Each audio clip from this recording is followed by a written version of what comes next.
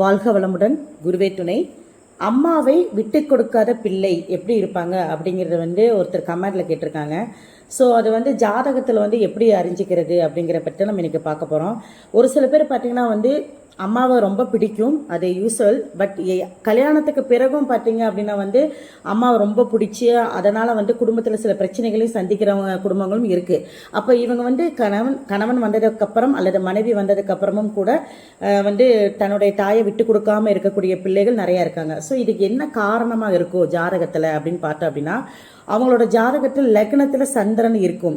So லக்னத்தில் இருக்கக்கூடிய கிரக உறவுகள் ரொம்ப பிடிக்கும் அப்படிங்கிற விஷயமும், அடுத்தது குரு சந்திரன் சேர்க்கை அல்லது குரு சந்திரன் பார்வை, இந்த கிரக சேர்க்கை பார்வை இருக்கும் பட்சத்தில் இவங்க எப்பவுமே அம்மாவை விட்டு கொடுக்க மாட்டாங்க அப்படிங்கிற விஷயத்தை நம்ம எடுத்துக்கலாம். ஸோ அம்மா பேச்சை தட்டாத பிள்ளை அப்படிங்கிற விஷயத்தையும் நம்ம எடுத்துக்கலாம். ஓகேங்களா? நன்றி.